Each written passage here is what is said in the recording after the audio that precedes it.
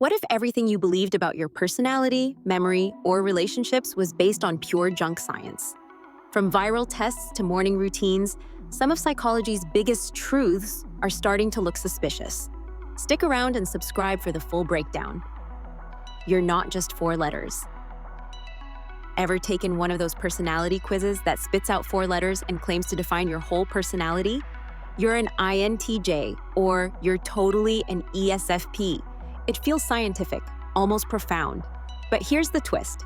The entire system was created in the 1940s by a mother-daughter duo with no formal psychology background. They based it on Carl Jung's theories, but turned it into a simplified test that forces extreme answers. Are you always outgoing or always introverted? Real life isn't that black and white. You might love socializing on weekends but prefer quiet at work.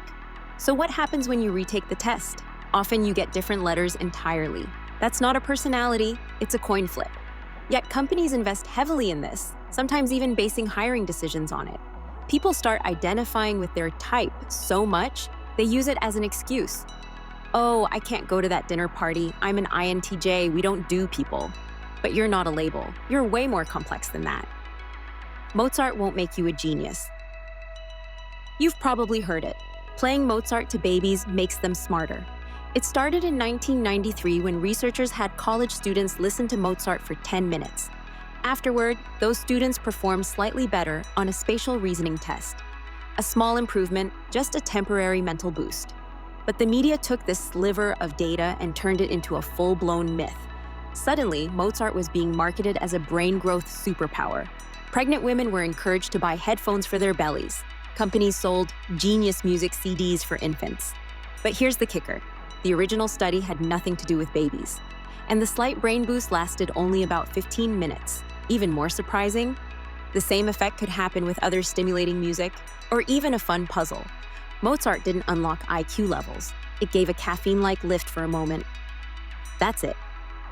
And blasting loud music at unborn children, that caused more concern than genius. Opposites attract? Not quite. We've all heard it. Opposites attract. It sounds romantic, like a movie script where two totally different people complete each other. But in real life, science says something else.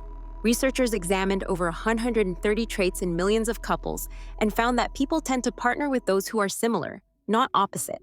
In fact, about 82% to 89% of couples match on major traits, like hobbies, political views, even how tidy they are. Some even share strange similarities, like how many relationships they had before meeting, or whether they were breastfed. This tendency is called assortative mating. Basically, we like what feels familiar. Sure, you might differ on little things like whether you prefer mornings or evenings, but most of us end up with someone who watches the same shows and finds the same memes funny. Turns out, love isn't about filling gaps. It's about syncing up. The multitasking myth. Think you're good at multitasking, juggling texts, emails, meetings, and maybe even cooking all at once? Hate to break it to you, your brain isn't handling multiple things simultaneously. It's switching back and forth rapidly, like a spotlight darting from one stage to another. Each switch leaves behind what scientists call cognitive residue, mental clutter that slows you down. It's like trying to change lanes on a highway every few seconds. Eventually, you make mistakes or forget where you were headed. Ever walk into a room and forget why? That's cognitive residue in action. And the more you switch, the longer everything takes. You might feel efficient, but in reality, multitasking drags out tasks, increases stress, and reduces accuracy. So next time someone brags about being a multitasking pro, just know they're likely just switching focus faster and messier than everyone else. The subliminal ad scam. In 1957, a man named James Vickery claimed he discovered how to control minds. He said he'd flashed messages like, drink Coca-Cola and eat popcorn during movies. So fast the audience didn't consciously notice. And according to him, it worked. Popcorn sales went up 58%, Coke by 18%. The media exploded. People panicked over mind control through hidden ads. Some even demanded legal bans. But the truth? Vickery later admitted he made the entire thing up. The results were faked. Since then, scientists have tested subliminal messaging again and again. The results? At best, these messages might influence someone who is already thinking about that thing. If you're thirsty, a quick flash of a soda might sway you, slightly, but they can't override your will. The real lesson? Not that we're easily controlled, but that we're easily convinced by a good story. Photographic memory doesn't exist. There's something magical about the idea of photographic memory. Being able to read a book once and recall every page, it sounds like a superpower. But despite over a century of searching, scientists have yet to find anyone with true photographic memory. Some people claim they have it, often showing off on TV or social media. But when tested in controlled studies, their abilities fall short. What we do know is that our brains are more like painters than cameras. Each time we recall something, we reconstruct it, often slightly differently. It's like replaying a memory with a new brushstroke each time. There's something called eidetic memory, mostly found in children, where they can remember an image vividly, but only for about 30 seconds. It fades quickly. So the next time someone claims they can memorize a book in one go, you might want to ask for proof. Anger isn't fixed by screaming. Have you ever been told to just let it out when you're angry? Maybe you've tried screaming into a pillow or punching something soft. It feels like a release, right? But studies show that venting anger physically doesn't calm you. It often makes things worse. When you hit or yell, your body enters fight mode. Adrenaline surges. Your brain gets trained to associate physical action with anger relief. So instead of cooling off, you ramp up. There's even a story of someone who got so angry they kicked their tire, screamed at the sky, and walked away with a sore throat and a bruised foot, but no peace. Turns out, what works better is calming down. Deep breaths, a short walk, or even writing things out helps diffuse the heat. It's not about letting the anger out, it's about turning its volume down. The power pose illusion. In 2010, a Harvard researcher claimed that standing like Superman for 2 minutes could boost confidence and even change hormone levels. Suddenly, people were power posing in bathroom stalls before job interviews. It became a viral sensation. But when other scientists tried replicating the results, they couldn't.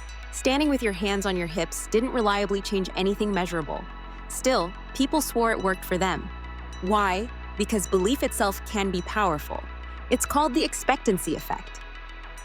When you believe something helps, your brain sometimes performs better just from that expectation. It's the same reason someone might wear a lucky tie or drink from a Focus mug. It's not the pose, it's the placebo. So while power posing might not turn you into a superhero, believing in yourself, that still works. Dream dictionary myths. You know those dreams where you're falling, suddenly jolt awake, and feel like your stomach dropped to the floor? Dream dictionaries love to say it means you're insecure or afraid of losing control. But according to science, that interpretation is way off. What's really happening is something called a hypnic jerk, a muscle spasm that occurs when your body is shifting into sleep mode. It's like your brain's way of checking, are you still awake? Your body responds with a quick panic drop.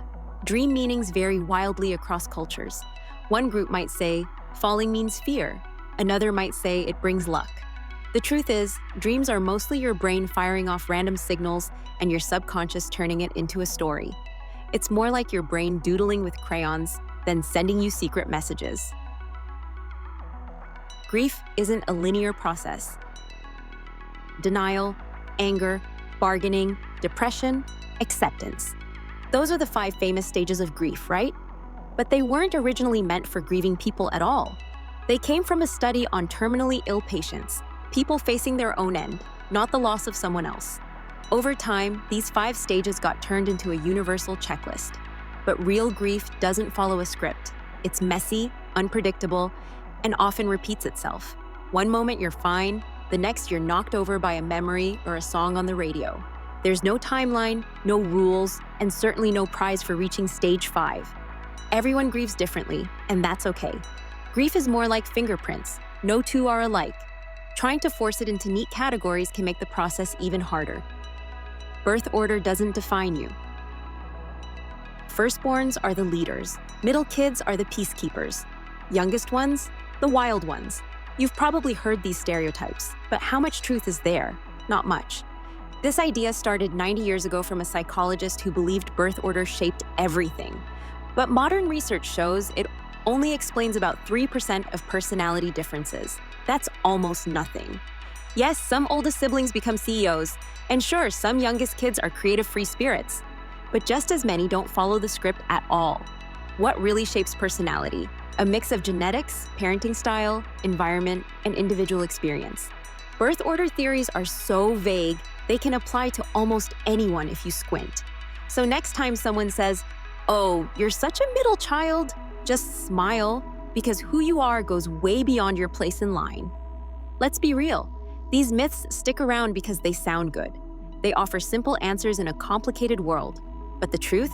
People are complex. There's no four-letter code, no dream dictionary, no birth order theory that can explain your whole personality.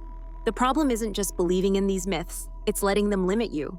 You're not an introvert just because a quiz says so. You're not doomed to chaos because you're the youngest sibling. And listening to Mozart doesn't make your brain sparkle. So next time you hear one of these popular psychology facts, ask, who benefits from me believing this? Drop a comment with the one myth you used to believe and how it changed for you. And don't forget to subscribe. We'll keep unraveling these brainy myths every week. Stay curious.